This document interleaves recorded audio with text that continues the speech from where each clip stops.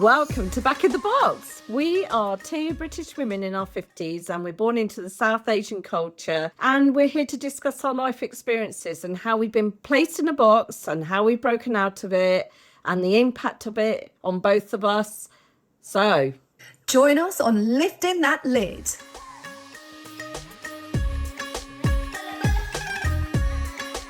Welcome to our first episode, and we're going to dive right at the beginning of our childhood and school years.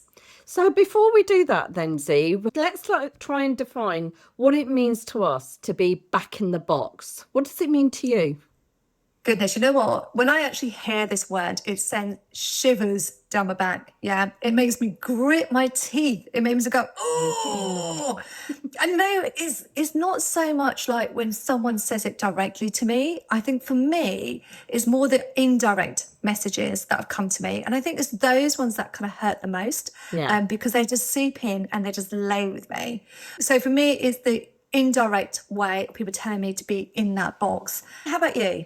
I think for me, Back in the Box sort of reminds me a little bit of a Jack in the Box. This cartoon puppet is inside the box, it comes out and it's like, whoa, here I am. And some of the people are like, oh, really excited by it. And other people are like, oh, that is scary. We don't want to see this. And it's quite a good analogy in a way, isn't it? Because actually when people break out of that box, like the Jack in the Box, some people think, yeah, this is great. We're empowered. We want to be championed. And other times people think, oh, that's scary. That's going to be a change. Put it back in its box again. We don't want to know. That's going to change us. Yeah, I have to admit that Jack in the Box used to scare the hell out of me. It used to look like something out of a horror show. So I can totally get why people get scared by Jack in the Box. So yeah, totally great analogy there. Yeah, definitely. I think, it's one that we really do think about. People are scared of change, aren't they? That's what actually sometimes leads to them putting us back in that box because of their own fears rather than us and what we're doing. Absolutely. And you know what? I think to give some narrative in terms of the background, it'd be good for people to understand our backgrounds and sort of born into South Asian culture. So for me, I was literally one of six, born into a Pakistani family. So there was a year difference between each and one of us. So two boys on either end. I was the eldest girl in a Muslim household.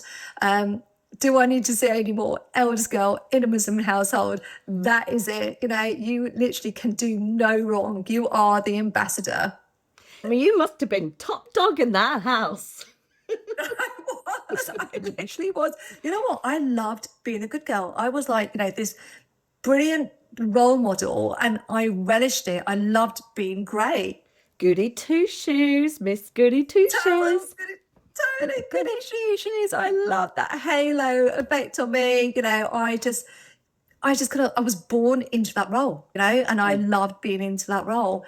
So there wasn't too much I could do wrong. And so for me, breaking out the box, it wasn't on my radar, and it wasn't something that I was kind of eager to do either, basically. I mean, how about you? What's your family background? So my parents came over from India in the late 60s, and I'm again born here, British born, and very much grew up in that first generation where not only our parents, but we were learning to be in two cultures and, with traditions and trying to manage that within a new country with other cultures. And that in itself caused issues, but also a celebration of other things as well, and a mixing of cultures, but sometimes a clash of cultures, which led to then those subliminal messages about trying to keep us in the South Asian, Indian, for me,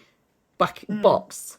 Yeah, it's a really interesting time period, and it affects us, doesn't it, when we're going forward in life? Yeah, 100%. You know what childhood does? And I think people don't realise is kind of the experiences at childhood that kind of sort of make you the person. So if we kind of dive into it then, let's get straight into our episode. Let's go straight into those stories. What's the first recollection you actually have? Maybe sort of relating it to the school years, kind of like back into primary school, visualise yourself as a little mini cute, basically in primary school. Did you have any experiences back then? Oh, definitely. Yeah, I think it's really important. Now, we do always go back to our childhood because childhood leads us and teaches us certain things, doesn't it? So, my first experience, whoa, well, it was when I was about 8 or 9 at primary school. There I was crushing on this boy, and he was crushing on me. We'd follow each other around on the playground, hold hands, sit on the carpet together. Oh my God, that's so cute. I can't believe I can believe you doing that sort of thing. So I can totally visualize you doing that. That's so sweet. So it was a really cute little thing, and I remember once he bought me a sweet ring. Do you remember those rings that you could buy from the candy shops, and they were only like Yeah. 1-piece sweets? Oh my God, that is like total marriage material, 100% marriage material. That's it. So there he was with his sweet ring, putting it on my finger, ring on my finger. Will you be my girlfriend? Of course. I will be your girlfriend. So there I am, feeling so happy. And that evening, go back home. We're having our dinner. My parents, my siblings, we're all sitting together, eating away. And I'm thinking, I've got to share this great news. It's made me so happy. Guess what? I've got a boyfriend. And then deathly silence.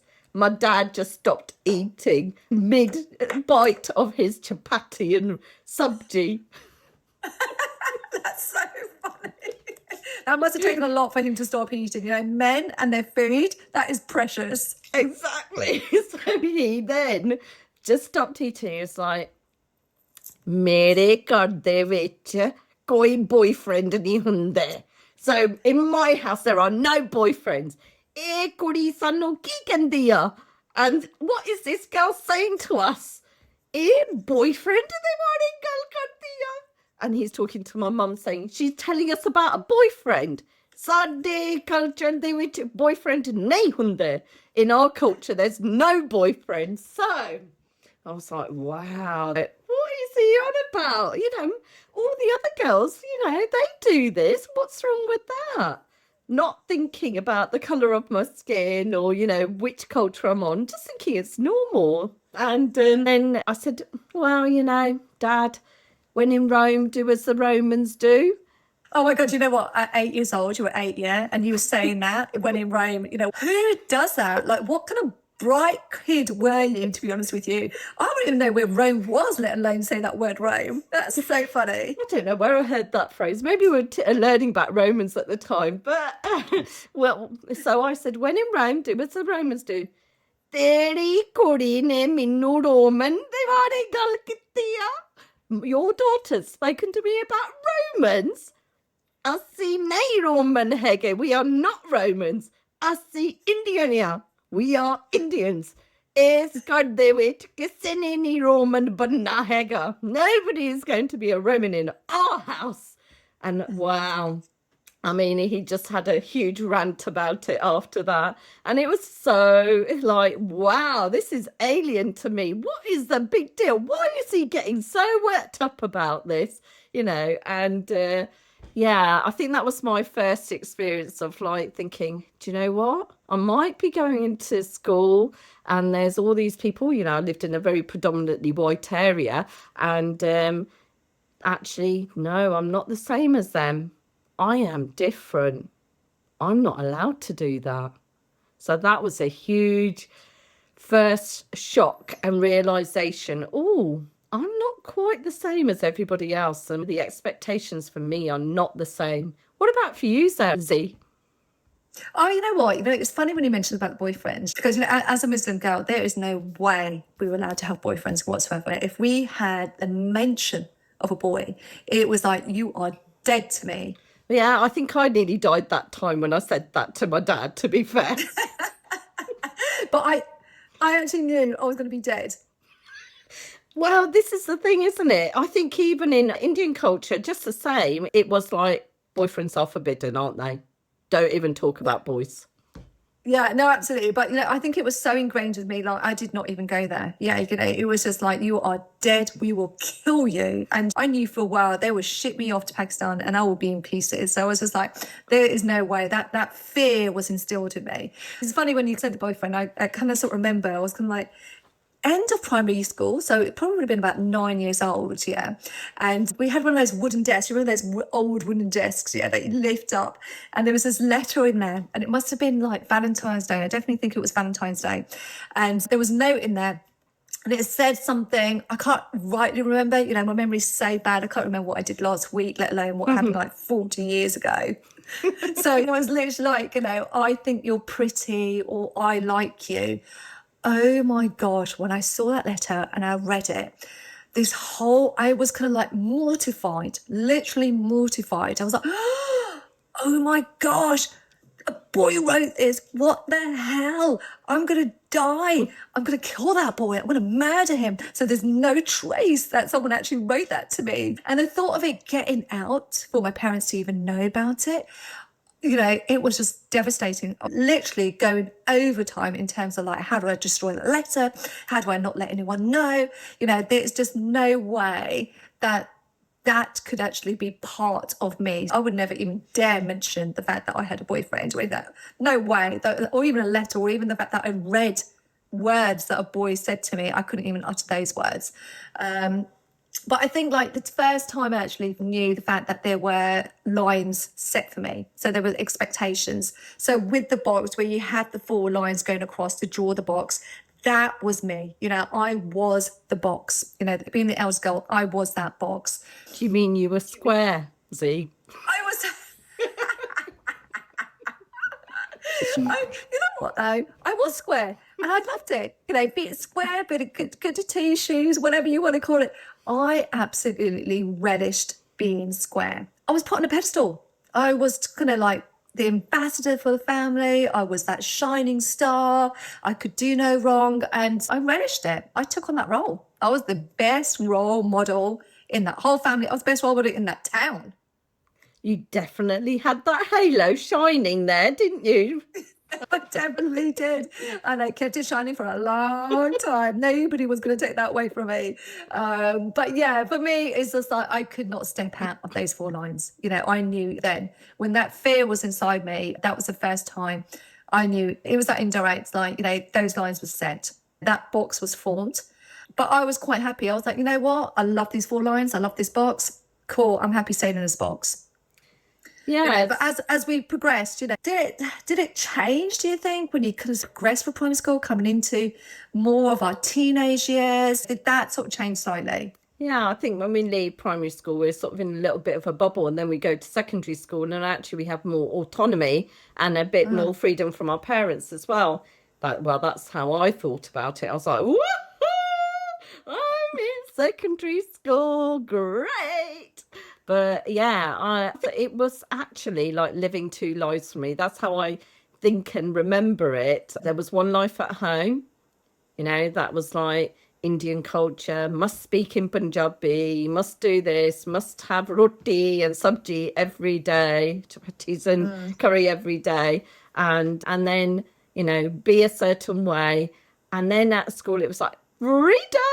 Yeah, I'm going to enjoy myself. But then, interestingly, even at school, though, at that time, racism was quite rife. And I remember being called the P word and, told to go back home. And I'm like, do you think I'm ET or something?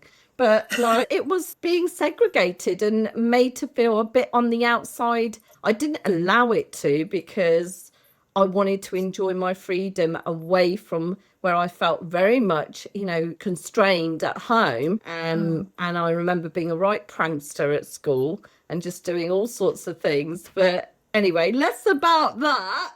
And but it was a really interesting time, just feeling like I was living 2 different lives.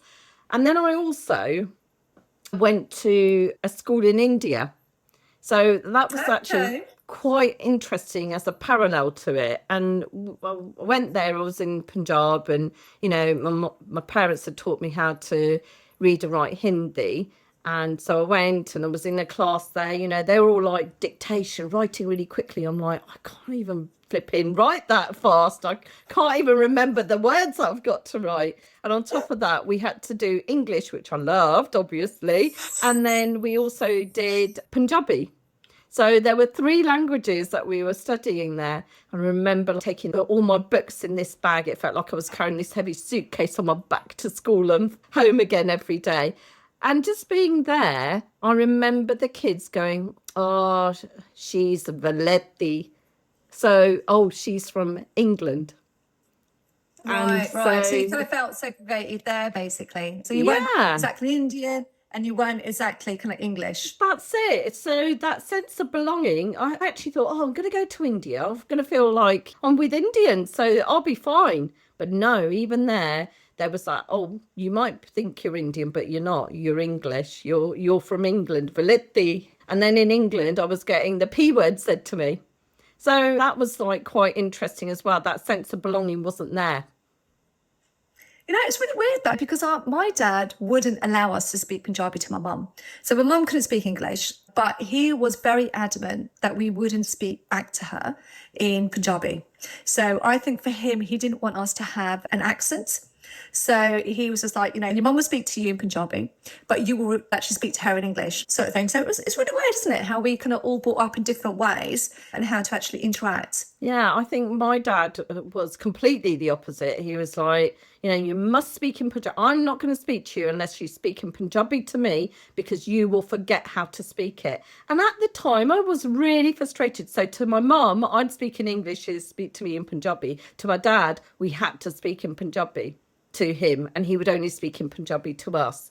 And I thought, do you know what? That's so frustrating. You're trying to control me, blah, blah, blah, at the time. However, I am really grateful later in life that he did make us remember and remind us how to do it because it's helped me in my older life. At the time, I found it restrictive. Yeah, so for me, it was just like, you know, it was contradictory because my dad wanted us to break out the box by not speaking Punjabi. He wanted us to be free and to assimilate. But, you know, growing up as a teenager, I think that's when the box then started kind of amplified, as it were, and those restrictions became apparent. So I remember one time, it was really quite visual actually. So I was in the kitchen with my mum, and there was a risk at that time. I was growing into a teenager. So, you know, to be honest with you, I wasn't blossoming in the slightest. I actually had a mustache. I was hairy. I was not a great looking girl. We Indian girls love our tashes, don't we? We did. I wouldn't say I loved it, but I had it. So then, yeah, but even with the tash, there was still a risk of boys finding me attractive. I don't know where that logic came from, but there was that risk, yeah. So, but I remember mum kind of like being in the kitchen with her and she just pulled out this chopping knife, you know. I don't know where she got this chopping knife. You normally have like normal kitchen knives. She had a full on butcher's chopping knife. And she took it out and she was like, if I see you talking to a boy, near a boy, or even like close to a boy, I'm going to chop you into pieces and I'm going to kill you. Yeah. And for me, like my mum's like 4 foot something. She's not even a tall woman, but you know, you could tell she meant it. And how did that affect you? Because that's quite a big thing, isn't it? You know what? At the time, I kind of sort of felt it was normal because I was just like, okay, well, I'm a Muslim girl. I'm the oldest girl. I've always had that fear from like, you don't speak to boys, you don't do this sort of thing. But for her, it was like cementing it. So I was just like back within those 4 lines anyway in that box. So for me, it was just like, okay, now these lines are more solid. So she was just cementing that box for me. So I was like, yeah, okay, you know, I get it. I've heard you and I've heard you again, and I do not want to get chopped up. So then, yeah, because, you know, that woman, she makes some mean meat samosas, and I knew full well that she would execute me and deliver me in that way. Yeah. So there was just like, Yeah. it was like, no. way I was stepping out of that box. So yeah, so for me that was the experience I had at secondary school, is kind of sort of, Yeah. really realizing that foundation of that box and the actual lines of that box, basically, that were getting thicker and more solid. And Yeah. and I was at the time I was still quite happy with it. I was like, yeah, alrighty, I still like this box. So Yeah. for me, I was still wearing Asian clothes. I was still being that good girl, and I quite enjoyed it. Yeah, I think I did the complete opposite. I was definitely not, I am not going to be in that box. I am going to break out of that box. I am not going to be listening. I'm going to be the rebel. So, that's what I was doing. I remember being at sixth form and all the girls were talking about at the time, they had those really thin eyebrows. Do you remember? Oh yeah, Yeah. yeah. It was that Bollywood era, though, wasn't it? It Sort of thing, like, was, where the it women was. Like the thin arched eyebrows. And I was like, do you know what? I've got freaking hairy caterpillars sitting on my forehead. I am not going to continue to have those hairy caterpillars. I'm going to do something about it. I want to look good. I want to be fashionable. I am going to pluck my eyebrows. Yeah. Go girl. It was like empowerment at such a young age. No, right? Go for it. Yeah. So there I was, plucking my eyebrows, feeling very proud. Oh, yeah, they look fantastic. Yeah, I am going to be fashionable when I go to sixth form tomorrow. And go downstairs, chilling in the living room. My dad comes in, he's sitting over the other side of the room. He talks to me. We're like having a chat, and then suddenly he stops. And in my heart, I'm like, uh-oh, what's going on? And he comes closer. And he comes right up to me. He goes, Tere parvatiano ki hoya? What have you done to your eyebrows? What the hell? I mean, it's so surprised that your dad even noticed your eyebrows. Men do not notice eyebrows. So, that was proper radar for your dad to actually zone into your eyebrows like that. Man, he was a hawk, that man was. So he was looking at my eyebrows and he was like, Tenu pata kidan diyan timiyan idan de parvatte hunde a ਉਹਨਾਂ ਦੇ. Do you know what sort of women have eyebrows like that? Veshya. And I'm like, what is that term? I have no idea what that means. Mom, what does that mean? And she went, prostitute. And I'm like, what's a prostitute? But I knew it was what my dad thought would be derogatory to put me down term. And that was really like, wow, you are making such a big deal of a few little hairs, making my eyebrows into tiny caterpillars rather than huge hairy ones. And you're like making it into such a big deal and trying to use the term that you think is going to put me down and put me in my place. Yeah, to call someone that, I think at any age, is quite a powerful word, to be honest with you. How did it actually make you feel at that time?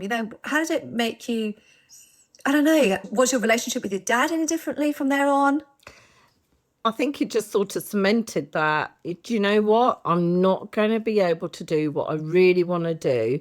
It upset me, because when anybody's feeling like somebody's being derogatory or using any type of language which is derogatory, in his eyes it was derogatory towards me, and putting me down is how I felt, but also constrained that you can't do this and I'm going to name call you if you do something which is against what I want you to do.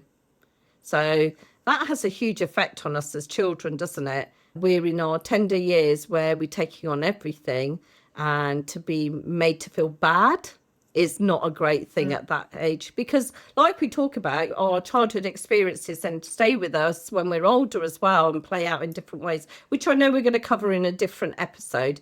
But yeah, it was hurtful, it was upsetting, and it made me realise, do you know what? I'm still going to do it, but I know where you're coming from now. It made me wary. Yeah, that's like, it's quite sad to hear that at such a young age. So for me, I think, I don't know. Thinking back at it, I was given probably a bit more freedom, or I felt You know, that's how I felt. Probably not. I was restrained, but I felt I had enough there to work with, even though I was kind of restrained in my box. But remember, I was happy in that box. And you know, like I was saying to you about feeling like very much on the outside, did you have that feeling when you were at sixth form, or were you included into with groups of people? Yeah, you know, I felt totally at peace and I felt included. I had a sense of belonging. So even when I was in my primary school or whatever, I had my sisters that we would go to, and you know, we would go then have friends that we'd group with. And at sixth form, we actually formed a V posse, which actually stood the Virgin Posse. This was literally a mix of Indian, Pakistani, Asian girls that just grouped together. And the reason why we grouped together was the fact that we knew we couldn't have boyfriends. We knew we couldn't talk to boys. We knew we couldn't actually befriend any boys. But we thought, you know what, we're going to work with that because we don't need boys. We don't need boys in our lives. You know, I think that there must have been about six of us in this group, basically. And we loved having a laugh together. And we were like, we're going to go through sixth form as a V posse, as this virgin posse. So they're not in a sexual way. It wasn't virgin as in losing our virginity. Yeah. It was just the fact that virgin in the sense, we don't need boys. We've never had a boyfriend. Sounds like you were very empowered as females all together, working together there. 100%. You know, I loved it. We did everything together. We were opinionated. We were not suppressed in any shape or form. Yeah, you know, we were loud. We were boisterous. But you know, we knew full well that this was our restraint. Who cares? We're going to have a laugh anyway. But I have to admit, looking back at that, there were really good memories. It was like really great set of friends then. And you know, we all kind of just didn't have any contact with any boys, and we didn't need it. We honestly didn't need it to have a good time. Yeah, I think that's really interesting because actually having that strength as a group helped you to feel like you were working outside of the box in a way, because you weren't having to think about that constraint at all. You moved away from that constraint in a way, didn't you? Of thinking, oh, well, I can't have a boyfriend or this, that, and the other. And it wasn't something that clearly entered your mind at the time. It was just about having a good time yourselves, which I love. Yeah. But I was just going to say, for me, I felt like I wasn't allowed to have a good time. And so I might have had a bit of a good time, but if I got invited to parties or, you know, birthdays or, oh, come to this disco. And my dad would be like, "Don't nikite jana, tenu nahi pata kiddan de gore hunde hai. You're not going anywhere. You don't know what white people are like. Oh, kiddan de kam karte hai. What do they do? Tenu nahi pata, minu pata hai. Oh, bade kharab hai. They're really bad." And I'm like thinking, and I said this to him, why have you come to England? Why are you living in England then? Why have you got white friends if you're telling me that I can't do these things and I can't be with these people and that they're going to have a bad impression on me? And in my head, I'm going, you're a hypocrite. No. Did you Yeah, have any that's interesting. experiences No, of what? trips No. and going out and things like that? Yeah, you know, it's funny, yeah, because like I lived in an area that was probably at the time, it was probably like 70% like English and 30% kind of, you know, diverse. But I would always gravitate. I don't know why. I kind of gravitated to Asian girls. Maybe it's a familiarity thing. Maybe it's the fact that, you know, it felt safe. Yeah, I can see that sense of belonging. Whereas, like for me, it was very much 99% predominantly white and very few Indian people. So, you know, my dad clearly saw that and thought, right, I don't want them to be English or white, as he thought about it. Yeah, very different Yeah, experiences. yeah, totally. And I think it was more, I mean, my sister did. I mean, she literally only had white friends, you know, and she would gravitate to what thing. I think it was just more of a personal thing. It wasn't something that my dad kind of stated was that you couldn't have English friends or you couldn't have, you know, different friends from different backgrounds. It's just what my personal preference was. And that's what it was. But, you know, that allowed me to actually just feel safe and have a good time. And even when you mentioned, was it the fact that we had a V posse and that we kind of knew our limitations Yeah. and trying to sort of break out of it? I don't think we kind of were breaking out of anything. I think we acknowledged it, we accepted it. And we just thought, you know what, let's just work within these constraints that we have, and let's just have a good time in this same box, because some still Right. brain and do stay in the same box. But that didn't last forever. So us virgins are not virgins forever. Okay. Well, yes. All good things come to an end. All good things come to an end. Or Okay. get better. Or get better. So I think what we need to really do, we've had such a really interesting discussion, haven't we, is really go on to have a reflection. What do you think? It would be really good to ask the same question at the end of each episode and think about taking a reflection and a takeaway from what we have talked about today. Z? Yeah, I think it's a brilliant idea. Okay, what is that question? Ask away. What advice would you give to your younger self at this age? Yeah, that's interesting, actually. Yeah. That's interesting. I kind of sort of think, like, for me, like, listen to, if you feel something's off, you know, even if you're in a really traditional family like I was in a traditional family, but, you know, still had that freedom within those boxes. And I was the eldest girl and was set, I was there to set example, but I knew when things weren't right. Yeah. And I knew when things were off. And I think listen to your instinct, be bold enough to question. You really got to question and challenge when something doesn't feel right. Yeah, I would definitely agree with that. That listening and instincts comes from that awareness of signs in our own body. And when things don't feel right or they feel a bit off, listen to that feeling, be aware of that feeling when that feeling happens. If it's happening when somebody's saying or doing something, and be curious to ask why they're doing it. Because ultimately, is it something to do with them, how they're feeling about it? What's their underlying intent about it? Most importantly, what we've talked about here as well is to remember to love ourselves and to always know that actually, if you feel that you don't belong anywhere, you will always belong to yourself and care for yourself in the best way that you can in the circumstances that allow, and never let your voice to be taken from you. If it doesn't feel right, it isn't right. Yeah, 100%. I think so. You know, this is such a great way to end the episode by reflecting on our experiences. Oh, deep breath there. Definitely. It is a great way to heal and to learn.